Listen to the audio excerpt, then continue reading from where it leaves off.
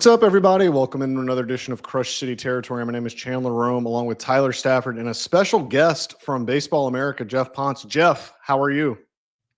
Doing well, Chandler. Happy to be joining you guys today, talk a little Astros. Yeah, before we get into, you've been busy. The Astros top 30 prospects on BA officially re-updated this morning. Before we get into the baby Astros, I have a question for you, Geoff. What is the longest rain delay you've ever sat through at either a minor league game, big league game in your career? Longest rain delay you've ever sat through? So 2019 short season at Lowell. I sat through probably about a 2.5, 3 hour rain delay, and then they canceled the game. But this is the worst reason ever for why we had to stick around. So it was me, and I wasn't with BA at the time. I was kind of freelance and doing this stuff and had some friends that were scouts, etc. So a few scouts were all in the press box. And the reason they kept it open was it was a Jared Carabas bobblehead night. So they wanted all the people to get their bobbleheads. So they kept this thing open for 2.5, 3 hours, kept telling us they were going to play the game. And it was a couple of decent pitching prospects. So it was like a 2.5 hour, 3 hour rain delay that we just sat inside of the press box. And it was not exactly a comfy, spacious one in Lowell either.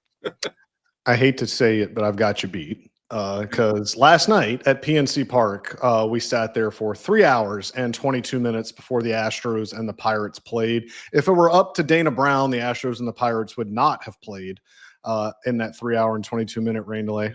Tyler, did you watch that whole game? And what did you think of seeing Dana get mad maybe for the first time in his Astros publicly, getting that vociferously angry at someone on camera? Yeah, I appreciated that they did a Memorial West Coast game start time. It was 9:05 Central, which is just a normal West Coast trip time. So I'm in a unique position where I have 3 young kids, and so my life is complete chaos from end of work until bedtime.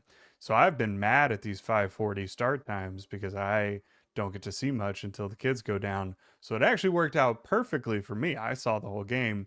But yes, it was interesting to see Dana down there yelling at everyone about the weather.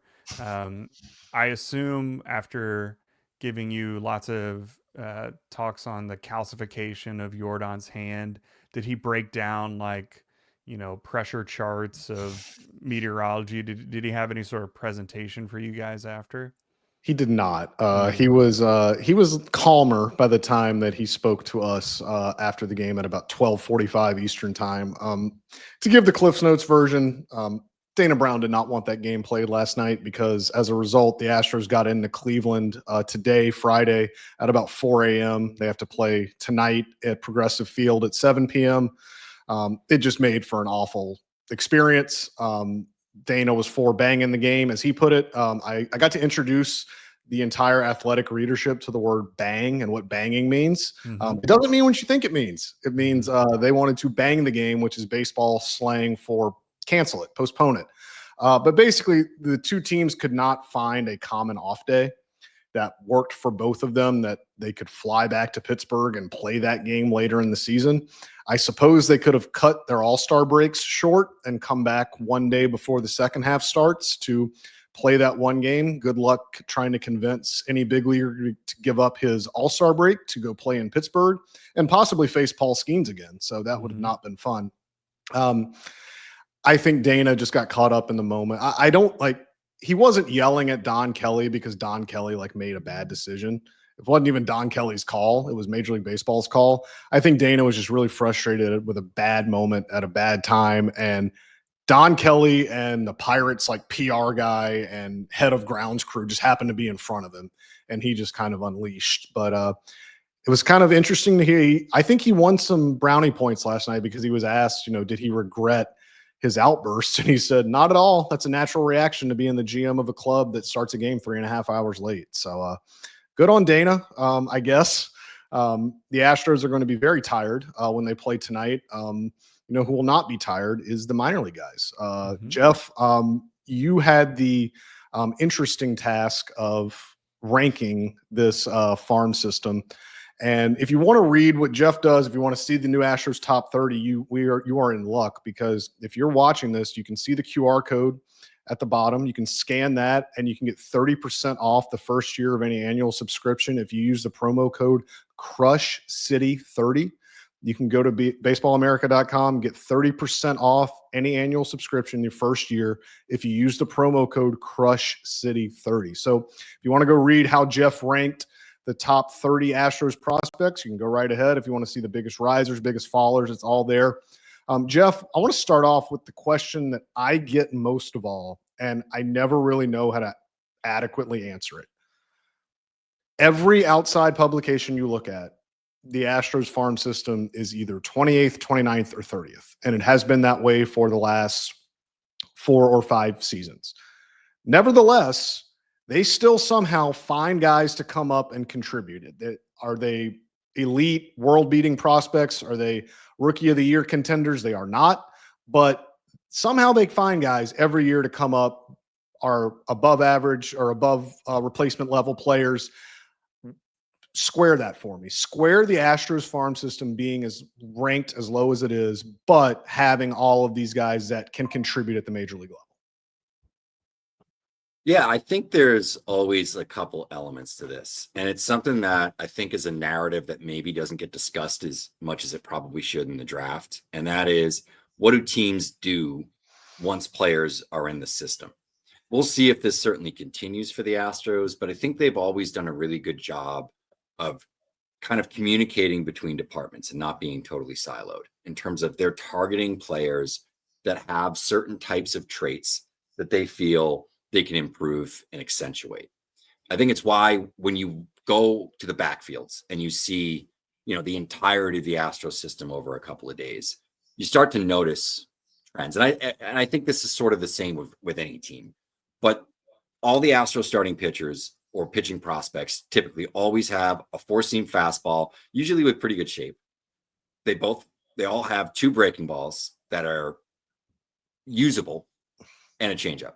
It's like every single one you see has a deep enough arsenal and enough traits. You can typically spin a breaking ball, and they typically have pretty good fastballs. I think you see that throughout the system.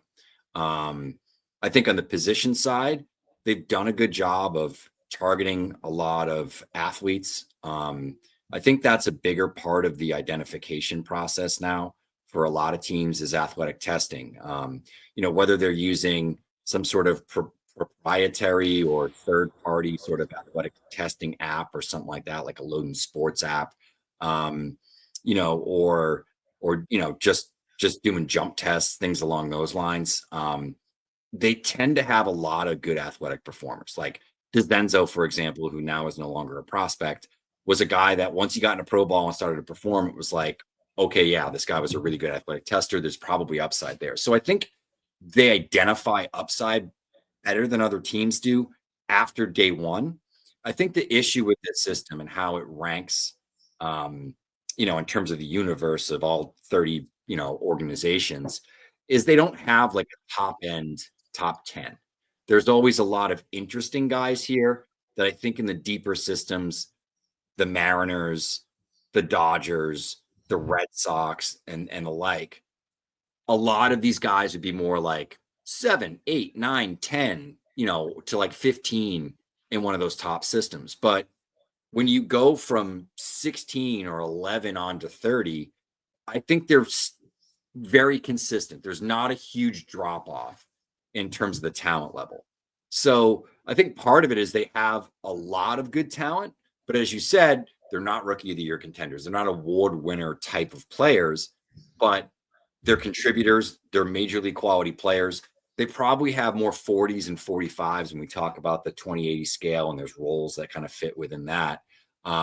They probably have more of those than just about anybody. They just don't have a lot of 60s, and they haven't had those guys in quite a while. Yeah, I mean, I think looking at the system too, obviously it depends on what you have at the major league level, right? Like the reason that the Astros have been able to pull up these guys who have not been top prospects is that they do have so much at the major league level that the Astros have not had anyone come up. I mean, really since, your Springer, Correa, Bregman, who they come up and everyone is counting on, okay, this guy's got to be a cornerstone of the franchise for this to work. Pretty much, I mean, even Pena coming up while he was replacing Correa, I don't think there were any expectations on him to become a superstar, certainly in the way that he's played this year. No one had the expectations of that, and I wonder if that, even helps people reach their ceilings faster. That they're not put under this immense pressure that right when they come up, they have to be a fully formed player and have to have everything figured out and carry a team.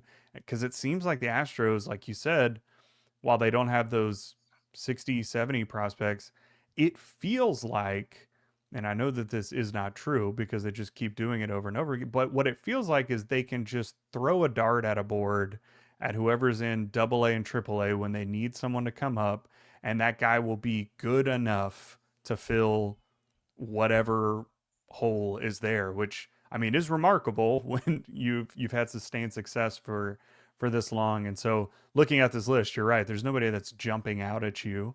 It's unfortunate that Cam Smith has been so good that he didn't even get to be on an updated list for the Astros. But it's certainly an interesting top 30. We'll talk about some specific guys on that top 30 right after a message from our friends at Foul Territory. Hey, if you want to keep the conversation going after a show that you're listening to on the FT network, then head to Chat BCC. AJ's on there. I'm on there right now, typing away. I'll be there. We'll be there all the time, talking about what topics people want to discuss, what everyone wants to hear us talk about on Foul Territory. Yeah, if you have a question, we can answer it on FT or on an FT team show on the network. So if you want to come crash our group chat, it's as easy as sending a text. Head to foulterritory.chat to start chatting with FT hosts and the FT fam. All right, Geoff. Because we have seen a lot of him recently, and because he is still the number one prospect in the Astro system on your new updated top 30, let's talk about Jacob Melton. Obviously had a huge night last night. If you stayed up to watch it, got his first two RBIs in the big leagues, got 2 hits. Is a guy that with Yordan Alvarez out for the foreseeable future will probably get as close to everyday at bats as you can get on this team, being one of the few left-handed hitters they have. Give us a little feel on what you've seen from Jacob Melton, a guy that has struggled to stay on the field, but when he's been on the field, the production's looked pretty good. Yeah, and I think, it's a player that's very well-rounded. He's a good defender, can play all 3 outfield positions. I mean, I don't know if I want him out there like every single day in center, but handles the position fine. I think, at certain times you'll think, wow, this guy could be plus, and then there'll be other plays he doesn't make. I think he's great in a corner. Can really run. He's an excellent base stealer. And a lot of that is just beyond speed. I mean, he's an above average runner 100% in straight line sense. But I think just like how he reads the pitcher and the jumps have always been really good. And that's one of the reasons he's been a successful base stealer really throughout his career. In terms of the power, it's funny because like the underlying data is there. He hits the ball hard. The angles aren't always great. I would say that he's probably more of like a line drive hitter than he is like a heavy fly ball guy. Like this isn't going to be someone who's going to have a 40% fly ball rate. Some of the trade-offs with that though is, I do think like the contact numbers are always pretty good. He spreads it around, he's not just totally selling out for pull side power all the time. It's not going to be a heavy walk rate guy. There will be some whiffs. I think that's probably the one concern that I would have with Melton is that the strikeouts could certainly jump once he gets up to the big leagues. I don't think it's going to be like Joey Loperfido sort of a jump where he's like striking out 40% of the time, but it might border on 30 early and he starts to settle in more or less like a 25% strikeout rate guy with like a 7 or 8% walk rate. So I think a lot of the other things that he does in terms of the power, the speed, the fact that he's versatile defensively, I think that's really where he's going to derive a lot of his value from. But I think offensively, you'd like to see him walk a little bit more, strike out a little bit less, and maybe see the angles a little bit better. So some of that big raw power that he does have, I think underlying data is probably above average to plus, like a 55, 60. If he could tap in a little bit more of that consistently, and that is something that guys will make changes as they get older. I think there's more power to sort of get into as well. So, but if he's hitting oppo balls to to the Crawford boxes, that's not exactly the worst thing for his home park either. So I think all that stuff could work. But a really solid all around player. Not going to be a superstar, but I think more in like that Jeremy Pena sort of bucket in terms of where value is going to come from. That he's not going to be your big star, but enough that you're not going to want to replace him. You mean third highest WAR in baseball, Jeremy Pena? Well, Pena has gone off this year. I do agree. I mean, I'm from Pena's neighborhood. We're both from the same area of the world, so There you go. I'm from Massachusetts, but grew up about 15 minutes from Jeremy in Rhode Island. So there you go. Yeah, one thing, I mean, just on the eye test watching Melton this week is he takes professional at bats. Like he is a good hitter. He's got good play discipline. A lot of that, I think, as you said, comes from knowing that he's got really good bat to ball skills. He's able to foul off tough pitches, but he's had multiple, 6, 7, 8 pitch at bats that have ended in walks, or even the hit that he had yesterday was towards the end of a longer at bat. So that's been an encouraging thing. I know, like you said, strikeouts can be a concern, but I'd rather you strike out on the 8th pitch after battling it. He hasn't had a lot of just 3 pitches looking clueless up there, which has been encouraging, certainly. The other one that everybody wants to talk about is Bryce Matthews, a guy that the Astros drafted 2 years ago now. And certainly of all of the players in the Astros system, has the clearest path to the big leagues, with the Astros not really having a second baseman at the moment, because the one that they did have is running around in left field trying his best. And so tell us a little bit about Bryce Matthews. When do you think the Astros can expect him to be ready? What can people expect of Bryce Matthews when he inevitably does arrive? yeah, I mean, he's having a good season again after struggling for, I guess it was about 12 games at the end of last year at AAA. He's been pretty good, overall. I think the questions that you have with Matthews, it's kind of like it's a similar profile to Melton, from the sense that there's a whole bunch of skills. He can play a bunch of different positions. Probably not a shortstop, so probably not like that up the middle, like primary position where where you put your best defenders, but a guy that can fill in a pinch. I think is probably best at third base or second base long term. The issue with him, and where he sort of is, a sort of a great example of like the complete opposite or end of the spectrum in terms of how you approach at bats. Where Melton is a guy that likes to swing, as you said, like he'll foul off balls. That's how he sort of gets deeper into at bats. It's not from sort of taking balls and strikes. Where Matthews is incredibly passive. It's a really slow, really low swing rate. He's not a guy that's going to chase a whole lot.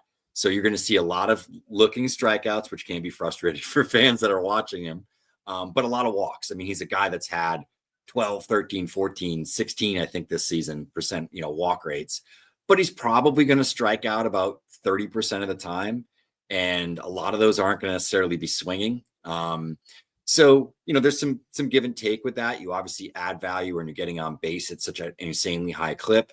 You probably give away some of the production that, you'd have by swinging the bat, putting the ball into play, driving in runs, hitting home runs. Like, he does have power. I think that's the other part of it, is another guy that has power. He has speed, sort of tools, and he's got twitch, and he's exciting. But at the same time, there's sort of this one maybe glaring fatal flaw that he's a guy that could come up and have like a 35, 40% strikeout rate for a month, and then ends up going back down and just has to readjust. So I think that's really going to be the litmus test for him, is how does he look in the major leagues, and can he sort of tread water enough in terms of the swing decisions and contact to not be sort of above that dreaded 30% strikeout rate. Does enough things well that he could fill in a pinch. You get into the playoffs, he's a good bench guy because you could use him as a runner, a defensive replacement, can give you a good at bat. If you need a guy that's going to work a count and get on base, like, he can do a lot of those things. Just a matter of, how much our major league, hitters going to exploit him. And the other thing, and I think this is a great point we don't talk about enough, the auto zone was in AAA for half the games last year, or at least in the first half. And then you had the challenge system. Now it's all challenge system in AAA. It's much more beneficial for hitters than it is for pitchers. And the ability to sort of tap your helmet and get those calls back that, were borderline calls that, the entirety of our lives watching baseball were always called strikes, and now they're not. And it's why we see so many hitters come from AAA now and really struggle in the major leagues, because the zone for the first time in their professional career didn't shrink. It actually got a little bit bigger. And so I'm always a little skeptical if the walk rates are super juiced. Like, you go back and look at like Ellie De La Cruz, who didn't have approach when he first came up, was like walking at like 11-12% clip. And it's because the strike zones were so tight. So, I'm a little skeptical of that stuff. And, does that ultimately in the major leagues mean he has to be a little bit more aggressive, which then sort of accentuates that in zone whiff that's there? There's with approaches to hitting, there's just so much balance between a variety of things: angles, power, swing decisions, being too passive, being too aggressive, and then of course just putting the bat in the ball. So some concerns there, but I think he could be an exciting player and a guy that maybe is better than we think if the contact skills sort of stay where they are.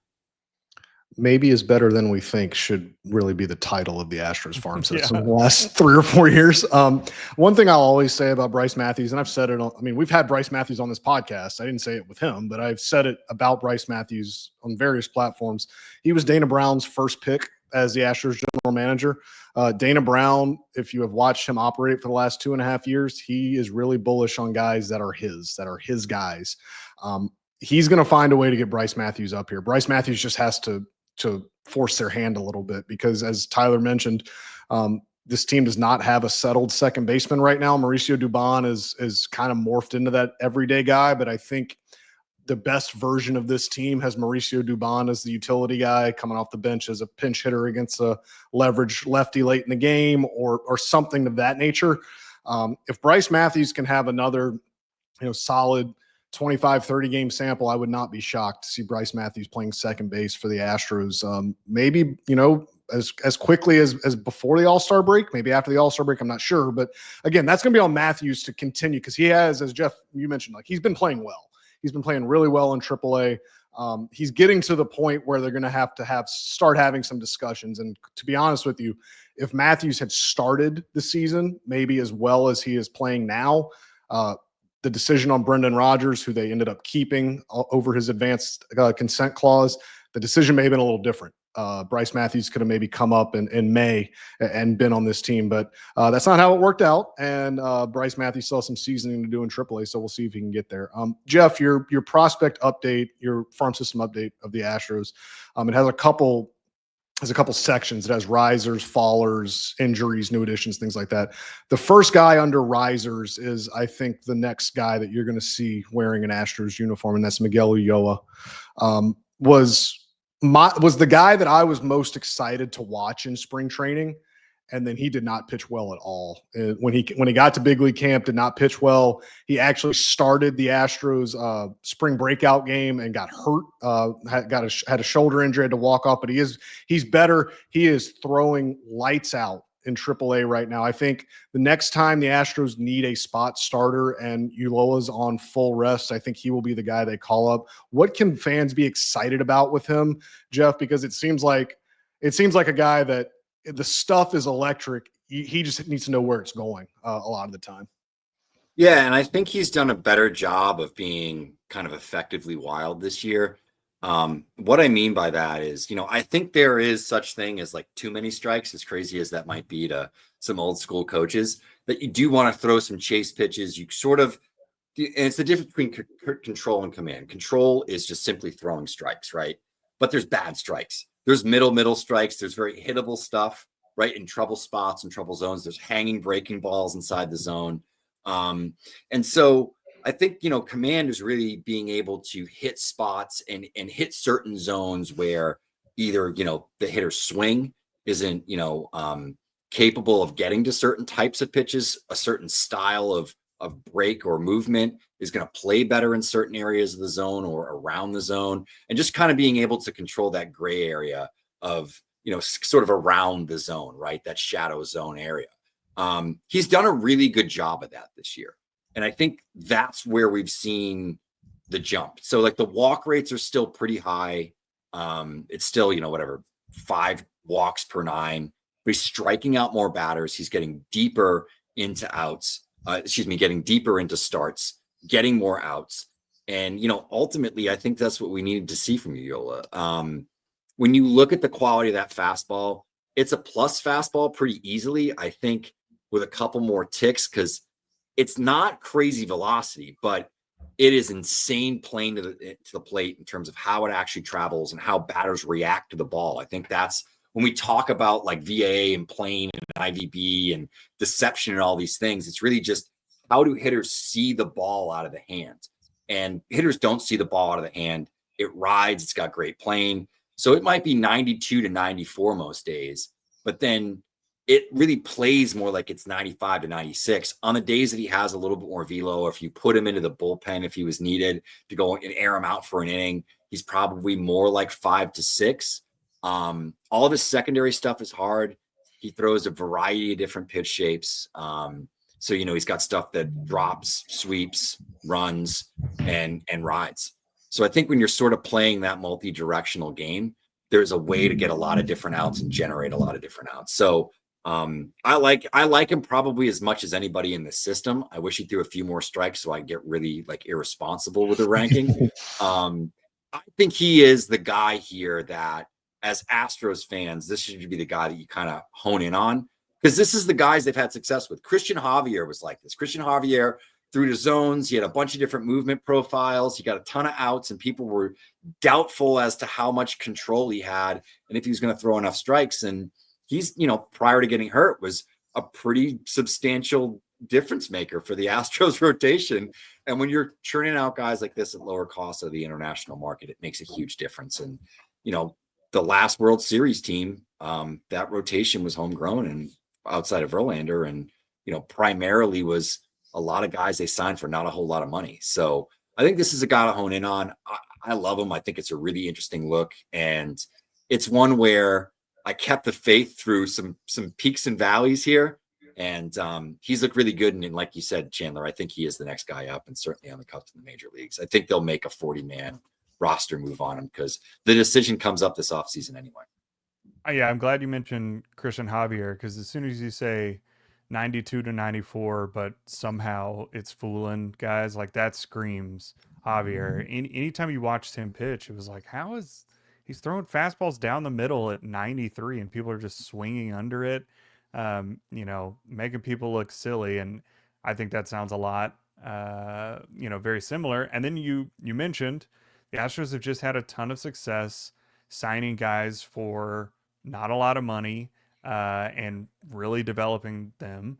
And another one of those that, looks to be on the rise as well is Anderson Brito, who, as they signed for what, $10,000, I think, 2 years ago. And he, is moving up the ranks. What can you tell us about Brito?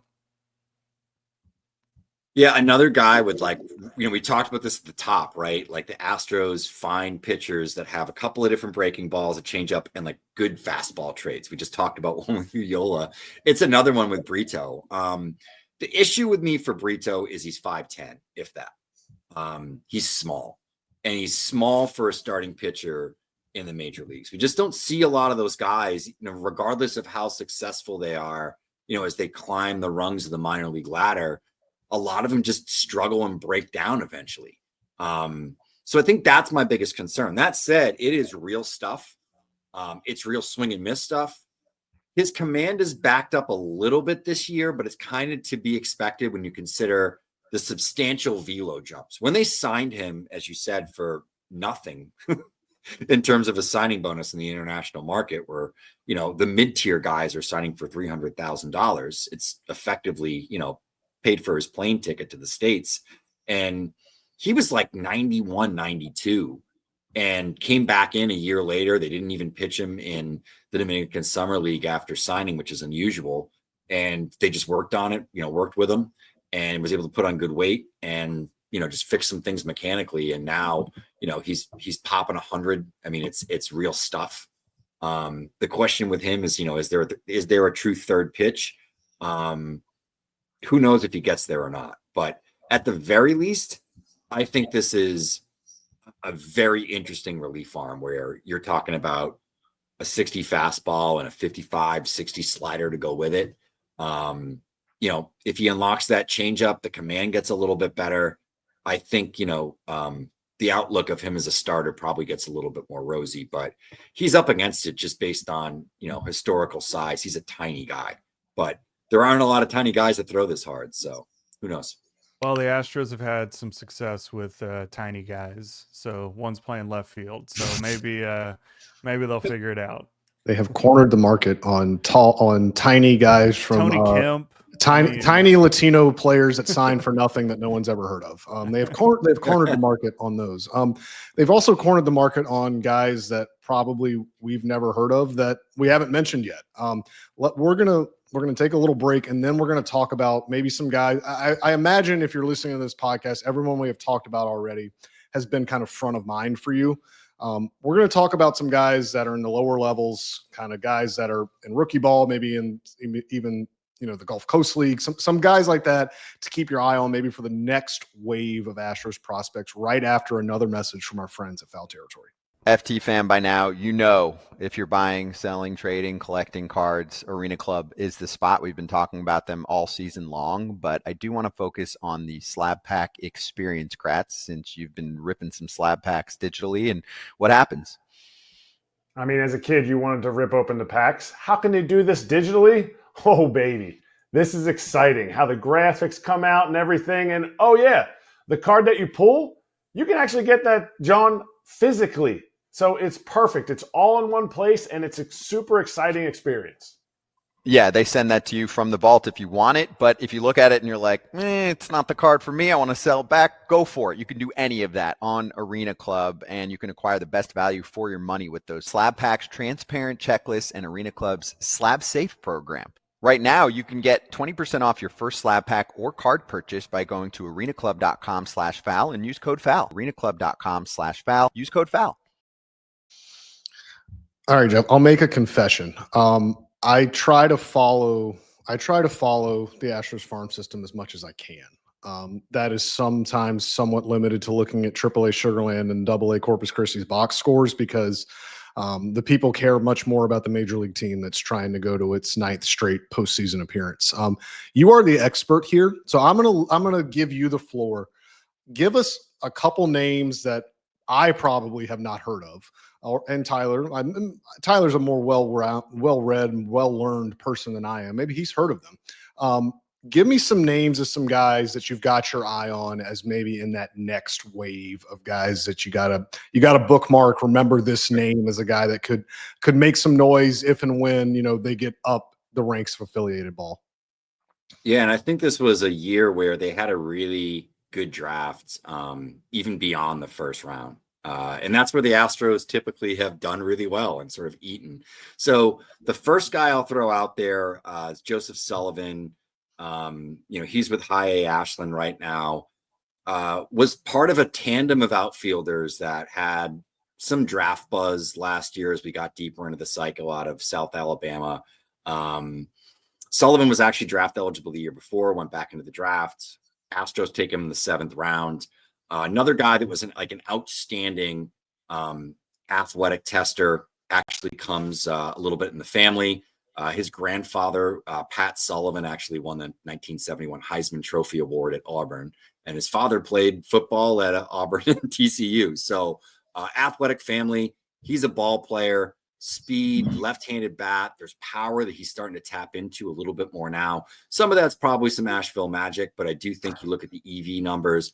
You look at, some of the swing and miss stuff, which has gotten a little bit worse this year, but he's traded some of that contact for power and kind of evolved into more of a power speed guy that gets on base, can play up the middle, can play a solid center field. I think he's really interesting. I think just from a hitting perspective, could be a guy that breaks out. I know this offseason that, as they were locked into some trade talks, et cetera, with other teams, Sullivan was a guy that was consistently being brought up as a secondary or fiduciary piece in these trades. The other guy I'll throw out there is Bryce Meyer, another guy that made a really big jump in our rankings. He was just off the rankings heading into the season. I think he was 31 or 32. as we do typically rank out 40. We have like another 10 that comes out in January when we release the initial list. Meyer was a guy that I had my eye on. A couple years at JUCO, missed a season at Missouri after transferring with Tommy John, came back, kind of had these like typical SEC seasons that we see from some of these transfers that get injured, where first year there, they kind of get their teeth kicked in. They have some starts, they have some relief appearances, but the underlying data is really good. The Astros like the data, believe that he could be a starter with a little bit more work. So far, so good. Started the season off at Low A Fayetteville, was really good there. Has been called up to Asheville, which is not an easy place to pitch. Of course, it's one of the most offensive environments in all of minor league baseball, and he's pitched really well. Another guy that has deceptive traits on his fastball, similar to Javier and others that we've talked about in this podcast. He's like 92, 93, touching 95. But it plays above because of lower release height, a flatter plane, and a lot of vertical break for where his release height is. Good slider. Got feel for a curveball. It's gotten results so far. I think the development of that changeup, though, is going to be really key for where Meyer ends up. But I think a really interesting arm, 6'3", 220, kind of a broad-shouldered, strong build. So has that like prototypical starter body as well. Those are two guys in particular that I'm really honed in on and pretty excited about. I think they're players that could pitch their way into the top 10. Meyer almost feels like this year version of like Jake Bloss, who was a guy that we had at like 12 or 13 and then pushed his way into the top 10. And then of course, I actually cover the Blue Jays too. So then pushed his way into like a top 5 prospect with the Blue Jays prior to getting injured. Yeah. So I've been an Astros fan my whole life, and my high school and college years were the dark years of the Astros team. So I spent a lot of time poring over prospect lists because it was that or watch Carlos Pena play first base for the Astros. So I got really into the minor leagues, and I think a lot of fans who really care about prospects right now probably have that feeling too of like, oh man, 5-10 years ago the Astros just had a ridiculous farm system. They had so many top 100 prospects. Obviously that's not sustainable, and some of that was because they drafted first every year, so it's pretty easy to get good prospects that way.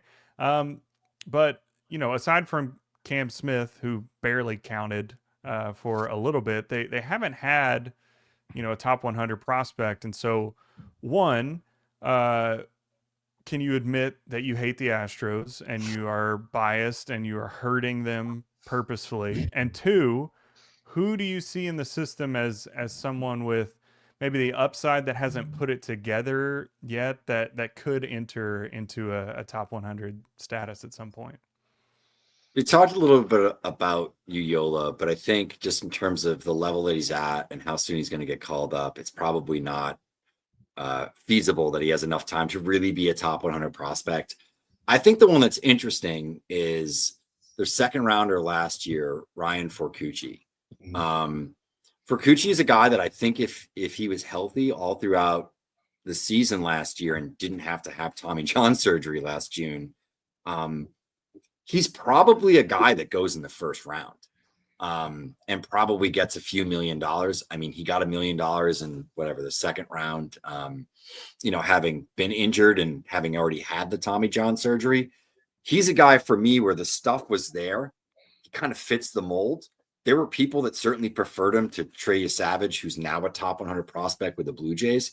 I don't think it would be crazy for him to have a really good offseason, show up in camp. He's fully healthy.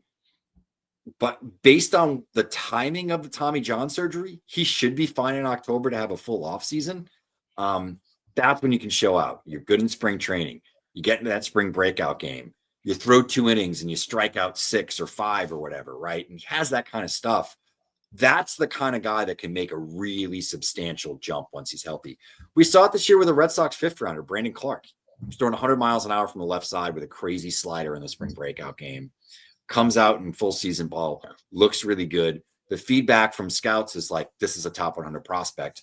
He gets onto the list. I think Forcucci could have a similar sort of rise. I would say like the easy answer though is whoever you guys take in the first round this year. There's a better chance with that guy too, that you could get. I mean, we've seen so many guys from outside the top 10 picks really establish themselves within the first few months in pro ball this year. That, I mean, a guy like Gage Jump with the Athletics is a top 100 prospect now, was a second rounder last year.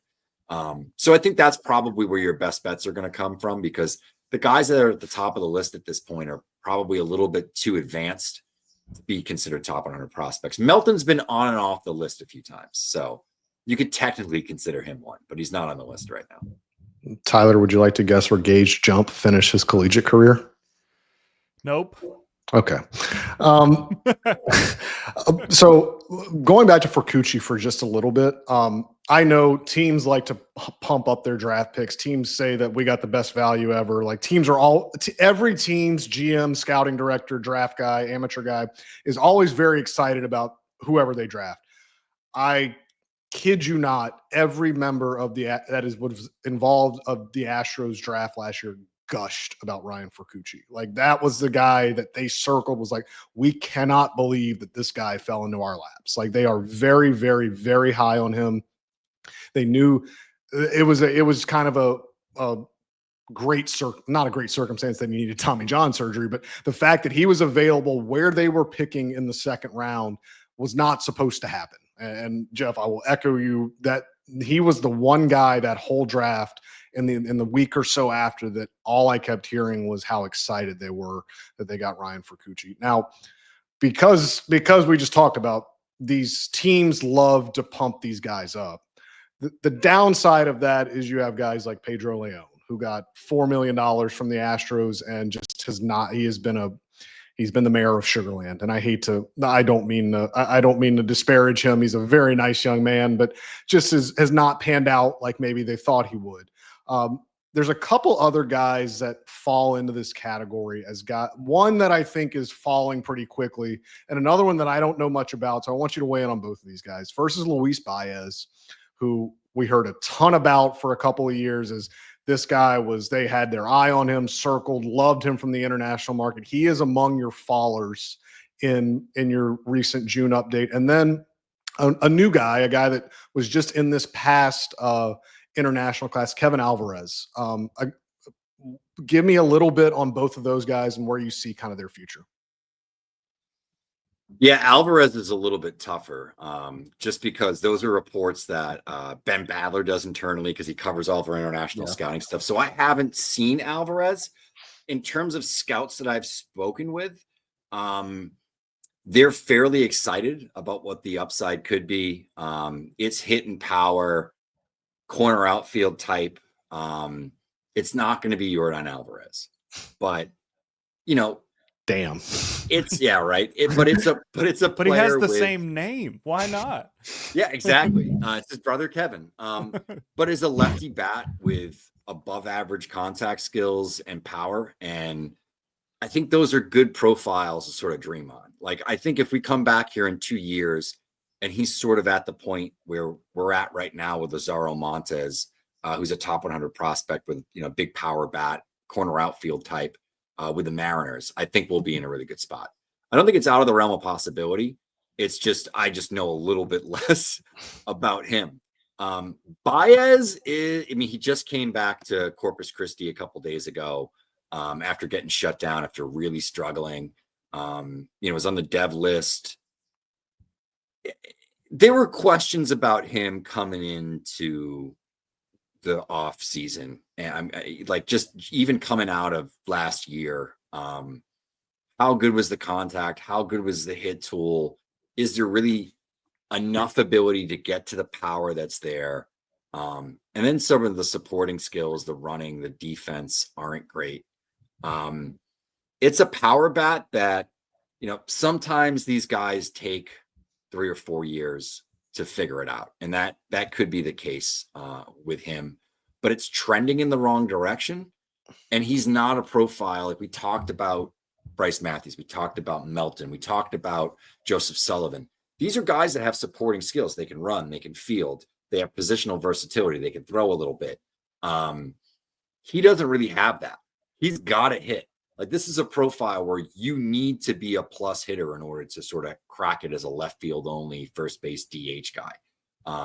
There's just so few of those guys. Even the guys that get paid, out of the drafts, it's Vinny Pasquantino, who's the future first, not franchise, but like the everyday first baseman for the Royals, and not Nick Prado, who got all this money out of Huntington Beach, And I think that's a position in particular where, you really have to meet the mark in terms of the bat, because there's so many guys competing that are hitters that can probably play first base or left field or DH. Well, the Astros haven't that's found the one, concern. so let us know if you can find a first baseman who can hit.